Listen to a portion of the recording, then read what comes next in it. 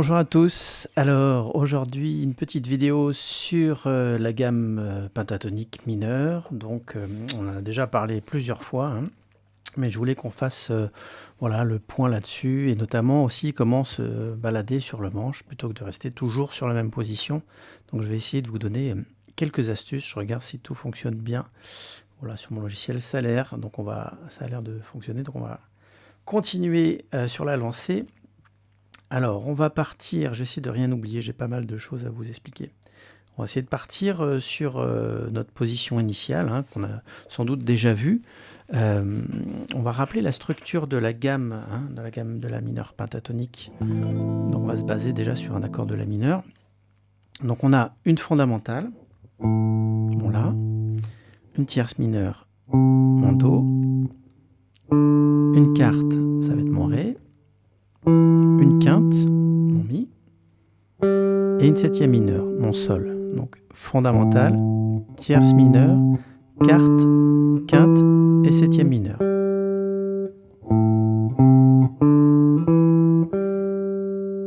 On reproduit la même chose à l'octave. Et il me reste ma fondamentale et ma tierce mineure.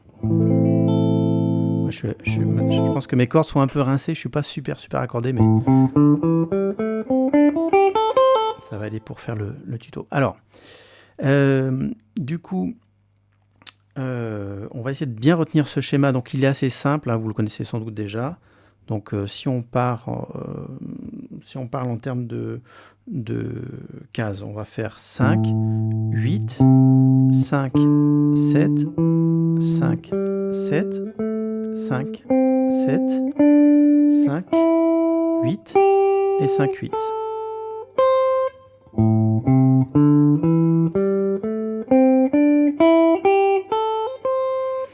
Donc ce qu'on va faire, c'est qu'on va tout de suite voir les autres schémas. Donc je vous conseille déjà, si vous ne connaissez pas celui-ci, de vraiment l'apprendre par cœur. Et pour ceux qui le connaissent, essayez d'aller un petit peu plus en parcourant le manche. Et du coup, on va bosser les 5 positions. Et il y a une position pour chaque note de la gamme. Donc si on commence la position par le Sol, c'est-à-dire par la septième de la gamme, on va avoir la position numéro 5. Donc ça nous donne troisième case, cinquième case, troisième case, cinquième case, deuxième case, cinquième case, 2, 5, 3, 5, 3, 5. Alors vous pouvez les bosser de deux manières, c'est-à-dire en restant vraiment un doigt par case. À ce moment-là, je fais pour les doigts 2, 4, 2, 4, 1, 4, 1, 4, 2, 4, 2, 4. Cette position, elle est pratique lorsqu'on va rajouter les notes pour faire une gamme diatonique par la suite. La gamme de Sol majeur, par exemple. Ce qu'on va faire maintenant, c'est que on va... Alors, l'autre possibilité, pardon, on va pas s'énerver. On va prendre donc la position peut-être plus simple pour faire les solos, c'est de décaler la position de façon à garder quand même... souvent, moi, je garde mon 3 pour pouvoir faire des bends, par exemple. Hein. Au lieu de faire... Là, moi, je fais pas trop de bends avec le petit doigt. Il y a certains guitaristes qui le font, mais je préfère décaler. Par exemple, hein, pour faire un bend ici à la cinquième case. Donc, voilà. Ça, c'est à vous de voir, en fonction du contexte aussi. Hein. On n'est pas obligé de prendre tout le temps de la même façon. Mais ce qui est important, c'est de bien retenir les schémas. Alors, moi, je vais le prendre comme ça, avec le 1 et le 3. On revoit la position. Troisième case, cinquième case.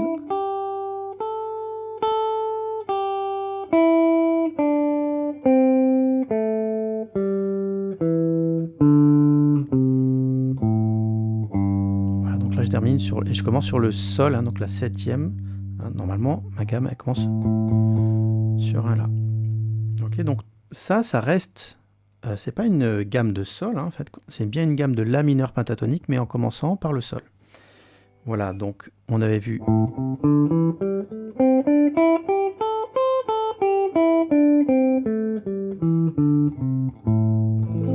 la première position, donc 5e position, première position qui commence à la 5e case, hein, sur un La. Et en commençant par la tierce mineure de ma gamme, c'est-à-dire le Do, je vais avoir ma position numéro 2. Alors, je vais vous donner le nom des cases. On va parler du nom des cases. Donc, on va faire 8e case, 10e case, 7e case, 10e case, 7e case, 10e case, 7e case, 9e case. Alors, soit on reste un doigt par case et je fais après, donc 8e et 10e, 8e et 10e, voilà, sur la petite corde, ou alors je décale. Souvent, là aussi, pour faire les solos, j'ai tendance à décaler. Donc, on va faire, on pourrait même prendre avec le deuxième doigt, surtout dans les aigus.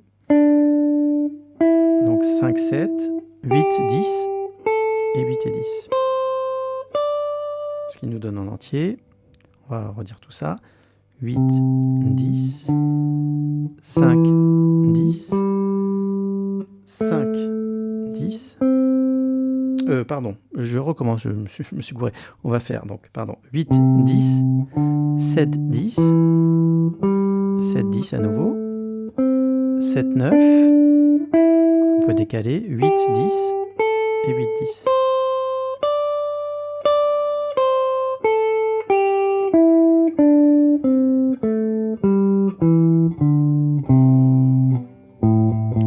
Sachant que ma fondamentale, elle est toujours ici.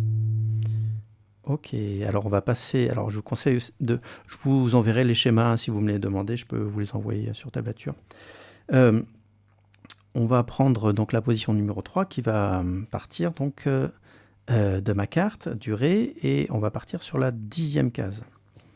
Donc ça nous donne pour les cases 10, 12, 10, 12, 10, 12.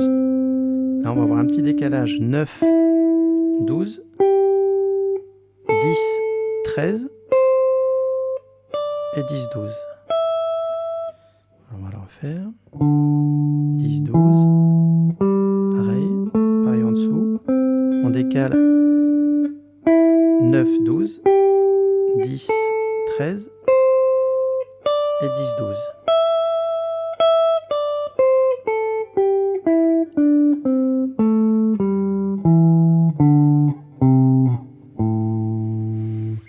Ok, ensuite on va partir sur la position numéro 4. Alors la position numéro 4 aussi, elle est intéressante à retenir parce qu'on a la fondamentale cette fois-ci pas sur la grosse corde, sur la corde de Mi, mais on a la fondamentale sur la corde de La. C'est bien la 12e case, donc qui nous servira pour lorsque je fais un accord dans ce registre, hein, ce qu'on appelle en forme de La.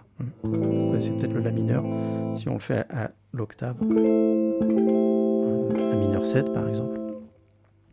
Donc là pour la position numéro 4, on va avoir 12e case, 15, 12, 15, 12, 14, 12, 14. Attention au petit décalage ici, 13, 15, je reviens, 12, 15. Ok, on va refaire ça plus lentement. 12, 15, 12, 15, 12, 14, 12, 14, 13, 15, 12, 15.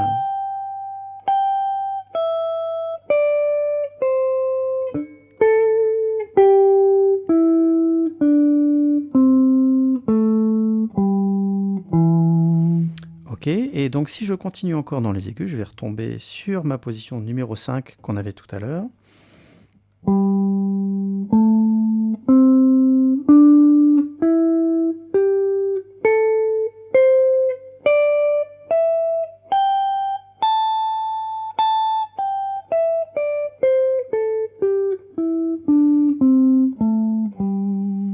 Donc ça va nous donner, on va donner le nom des cases aussi. Donc 15, 17, 15, 17, 14, 17, 14, 17, 15, 17, 15, 17.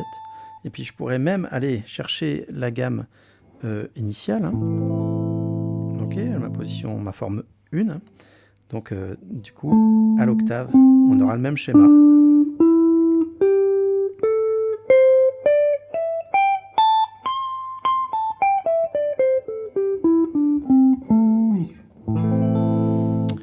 donc ça c'est donc très important pour moi de retenir vraiment les 5 positions de la gamme mineure pentatonique. Et puis je vais vous donner quelques astuces pour bosser, être à l'aise pour les solos. Et puis on verra aussi peut-être comment passer d'une position à l'autre. Alors tous les exemples, je vais les faire par rapport à la forme 1, mais bien sûr entraînez-vous à les faire sur les autres formes pour bien être à l'aise. Alors le premier exercice qu'on va faire, bien sûr, c'est monter la gamme et le faire en aller-retour. Donc on va faire ça tout doucement. Une note vers le bas, une note vers le haut.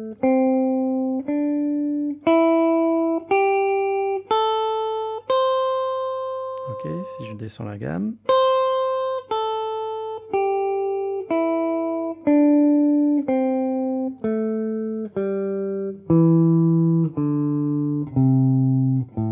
Voilà, alors parfois certains élèves me demandent mais oui, mais là on remonte les cordes.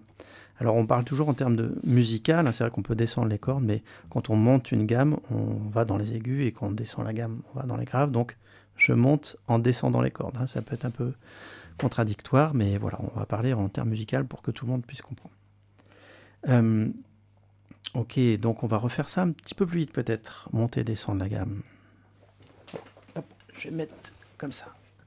Alors on va faire à la croche par exemple, 1 et 2.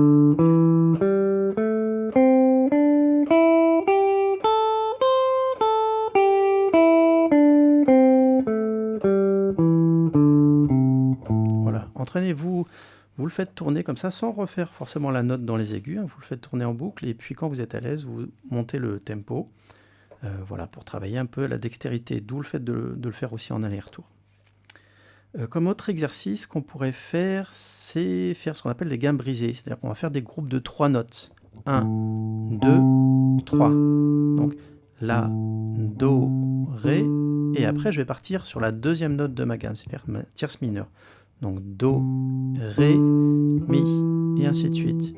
Ré, Mi, Sol, Mi, Sol, La. Ok ?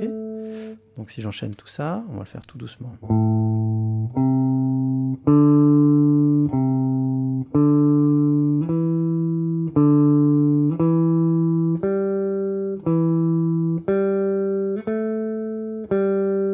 J'accélère un peu.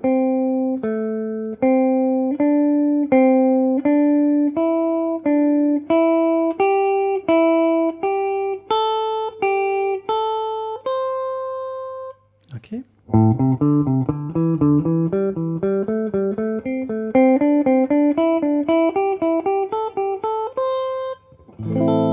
Et dans l'autre sens, si je descends ma gamme, donc je remonte les cordes.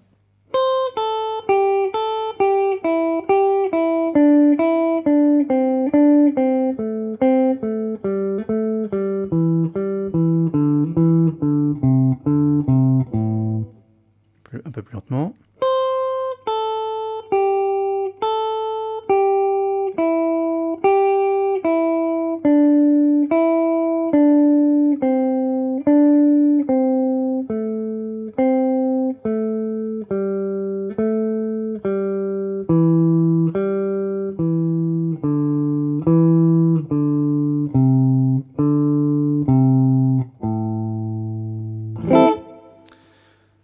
Voilà, donc ça c'est un bon exercice que j'utilise souvent dans les solos, hein.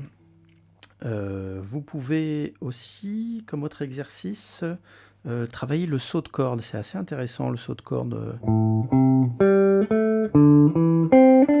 Voilà, souvent on est un peu embêté voilà, pour trouver la bonne corde, donc vous pouvez faire des petits exercices comme ça pour vous entraîner à la main droite à passer d'une corde à l'autre.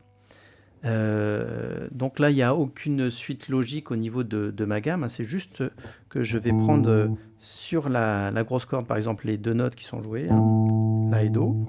Et sur ma 4e corde, je vais prendre aussi les 2 notes qu'on devrait jouer sur ma 4e corde. Je ne sais pas si c'est bien clair. Donc je vais faire la démonstration. Donc on va faire sur la grosse corde 5, 8. Sur la 4e corde 5, 7. Et je remonte. Sur la 5e corde, 5, 7. Sur la 3e corde, 5, 7. Je remonte d'une corde. Quatrième corde, 5, 7. Et deuxième corde, 5, 8. Troisième corde, 5, 7. Et sur la petite corde, 5, 8. Voilà, si je refais tout ça lentement, ça me fait...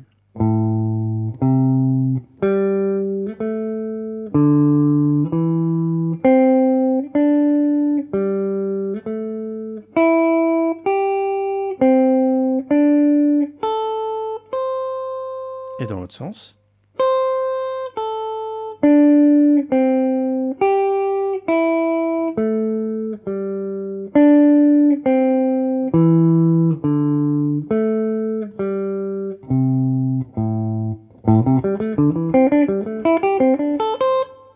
Ok.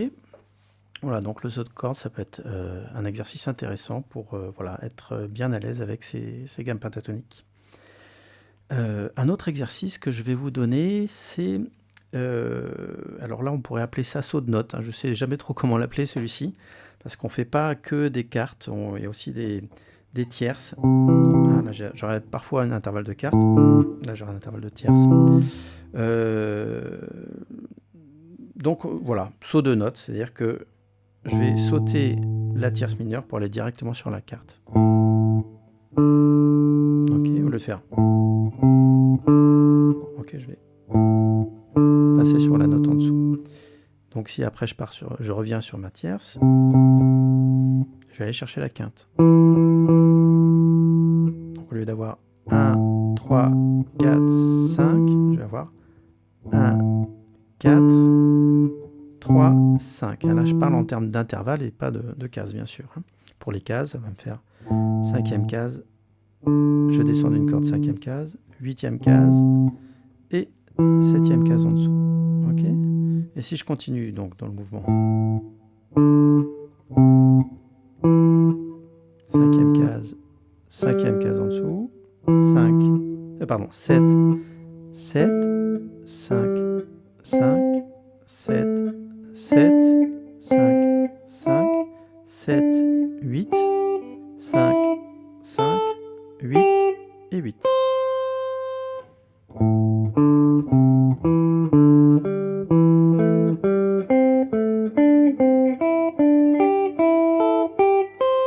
Et dans l'autre sens.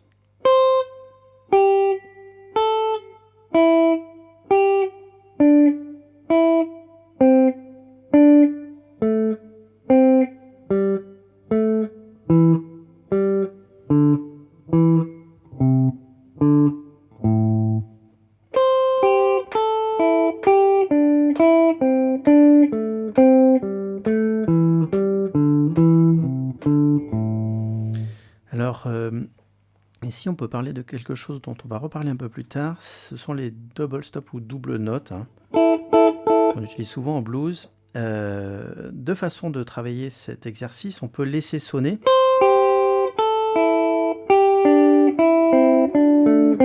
Ainsi de suite. Ou alors faire vraiment note à note.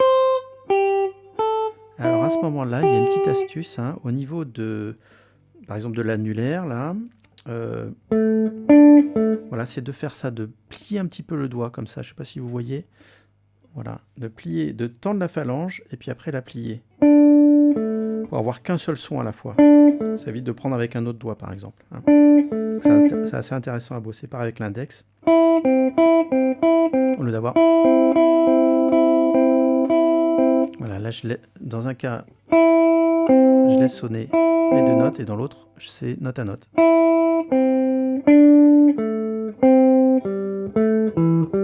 Voilà, vous pouvez travailler ce petit... Ça met un peu de temps à venir, hein, ce truc-là.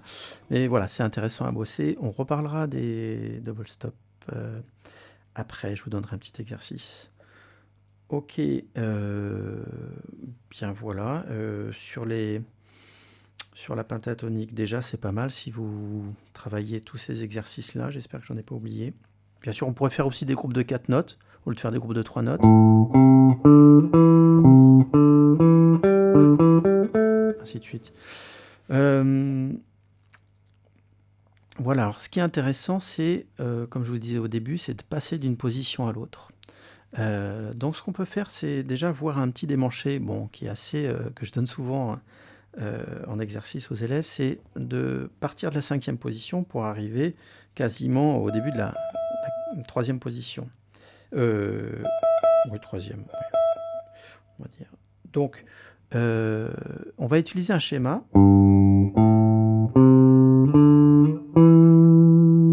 Voilà, qui va se balader entre la 5e et la 1re position. Et je vais répéter ce schéma. Et à nouveau à l'octave. Donc ce qui est intéressant dans ce démanché, c'est vraiment l'accès aux aigus. En très peu de temps, je peux passer de cette note à cette note-là. Ce que je ne peux pas faire en restant, lorsque je suis statique dans une position verticale. Donc, voilà, donc c'est assez intéressant à bosser. On va le redécomposer un petit peu. Donc là, je vais faire pour les cases, donc 3, 5, 3, 5, et je décale de 2 cases. On peut faire un petit glissé si vous voulez. 3, 5, 3, 5, et je glisse. Je vais faire la même chose en dessous. 3, 5, 3, 5, et je glisse. Même chose en dessous. Attention, il y aura un décalage ici d'une case, hein, donc je me retrouve 8e case sur les 2 cordes aiguës. Donc 8, 10, 8, 10, et je glisse. Alors, on va parler un petit peu des octaves à la guitare pour comprendre ce schéma. Pour trouver l'octave à la guitare, une des façons de faire, c'est de sauter une corde et de décaler de 2 cases. Par exemple, si j'ai un La ici, je saute une corde, donc je saute la 5e corde, et je décale de 2 cases. Okay, j'ai la même note, mais à l'octave aiguë. Sur la corde numéro 5, c'est le même principe. On saute une corde, on décale de 2 cases. Sur la 4e corde, si je veux retrouver cette note à l'octave, je vais être obligé de décaler de 3 cases cette fois-ci. Donc ça, c'est dû à l'accordage de la guitare. Et pareil, ici, je vais décaler de 3 cases. Donc c'est pour retrouver mes octaves. Alors, dû à l'accordage de la guitare, en fait, entre ma 3e corde et ma 2e corde, je vais avoir une tierce, je vais avoir un demi-ton en moins qu'entre toutes les autres intervalles entre les autres cordes. Donc là, je vais avoir une carte ici aussi, une carte, une tierce majeure, et là, à nouveau une carte. Donc par exemple, c'est pour ça que lorsque vous faites un accord de Mi majeur, si je descends la même position, je ne vais pas avoir un accord de La, en l'occurrence là c'est un La, je vais avoir un La mineur. Pour avoir un La majeur, justement, je vais être obligé de décaler, hein, de compenser ce demi-ton manquant en décalant d'une case. Voilà, donc c'est pour ça que là j'ai un La majeur. Je n'aurai pas la même position majeure lorsque je descends mes accords. Peut-être que vous l'aviez déjà remarqué. Alors donc on va revenir sur sur mon démanché, hein, ce que je vais appeler démanché, donc de passer d'une position à l'autre. Alors j'explique, en fait on fait un mouvement, ce qui est intéressant là. À la guitare je fais un mouvement et je vais pouvoir répéter exactement le même mouvement en partant de l'octave. Donc je vous ai dit tout à l'heure, l'octave, on saute une corde, on décale de 2 cases, ben, c'est ce que je fais ici. J'ai sauté une corde, j'ai décalé 2 cases, je refais exactement la même chose. Ok. Et alors là, comme on arrive ici, là je veux l'octave, on a expliqué qu'à partir de la 4e corde, il fallait décaler de 3 cases, d'où le décalage ici. Donc je me retrouve à la 8e case. 5, 7, 5, 7, 9, et là du coup 8, 10, 8, 10, 12. Voilà, j'espère que je ne suis pas allé trop vite dans l'explication. On va revoir tout ce schéma en entier. Ça nous fait 3, 5, 3, 5, je décale, en dessous, 5, 7, 5, 7, je décale, 10, 8, 10, et je décale.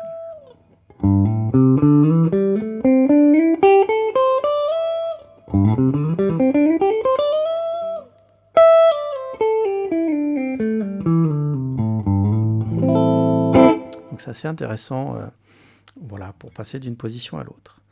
Alors, l'autre exercice que je pourrais vous donner, c'est de jouer une gamme pentatonique. Et cette fois-ci, on va juste la monter, on va descendre les cordes. Et après, je vais descendre la forme suivante, la position suivante. Donc ça pourrait donner quelque chose comme ça.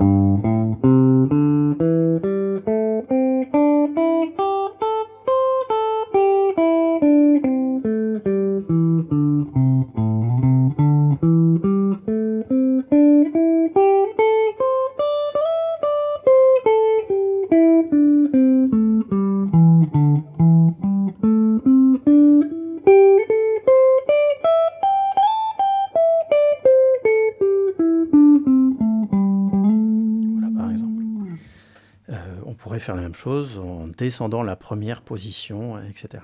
Hein, donc ça, bien sûr, c'est pour déjà quand vous connaissez bien vos schémas, mais c'est un bon exercice aussi pour apprendre les différents schémas, les 5 schémas, donc la position de la gamme de la mineure pentatonique, encore une fois.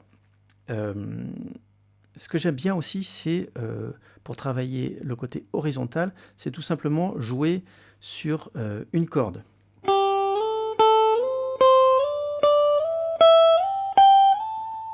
Si on le fait plus lentement, 3, 5, 5, 8, 8, 10, 10, 12, 12, 15, et à la fin, jusqu'à la 17e case. Donc, ça c'est intéressant, voilà. Ça va vous donner d'autres idées aussi que, encore une fois, toujours rester dans une forme verticale hein, pour les solos. Alors de la même façon, on pourrait... Donc je vais reparler un peu des doubles notes, on en avait parlé tout à l'heure. Donc si je fais les doubles notes sur chaque schéma, ça me donne ça. Donc là je suis à la position numéro 5. Donc 3e case, ici un petit barré. Hein. 5e case. 8e case. 10e case. Alors attention, à la 12e case, je vais faire 12e case et 13e case sur la 2e corde. 17e, 15e pardon, et 17e. Ok.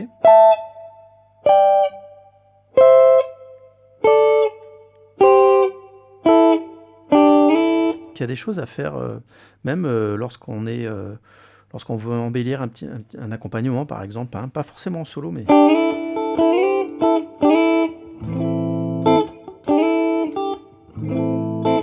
Voilà, donc on va refaire ça. 3e case, 5e case, 8e case, 10e case, là la 13e, donc je vais faire 13 et 12, hein.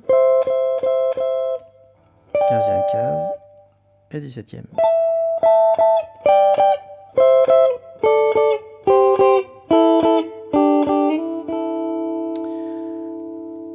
Voilà, et puis un exercice pour passer d'une gamme à l'autre. Ce que j'aime bien aussi, c'est par exemple jouer une partie de la gamme. Par exemple, on va prendre juste sur les 3 cordes aiguës.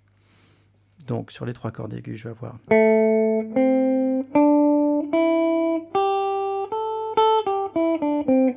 D'accord ?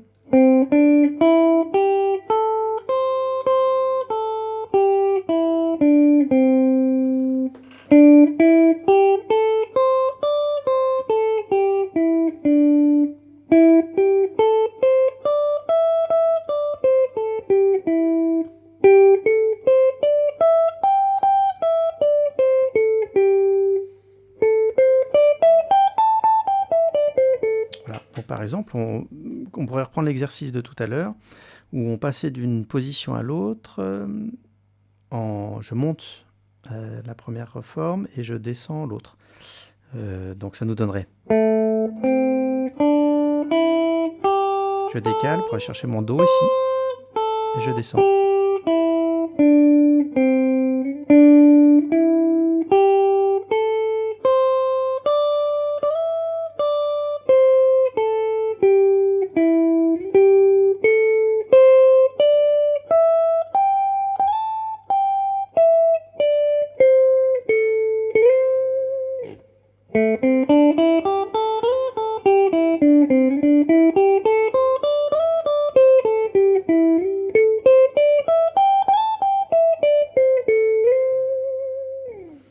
Voilà, donc ça, c'est des petits exercices que j'aime bien donner aux élèves en général, parce que ça nous permet, encore une fois, de travailler l'horizontalité. Écoutez, c'est déjà pas mal, je pense, hein, pour aujourd'hui. Ça nous donne pas mal de matière déjà pour jouer sur des solos. Donc ce que je vous conseille, c'est de faire comme j'ai fait au début. Vous mettez...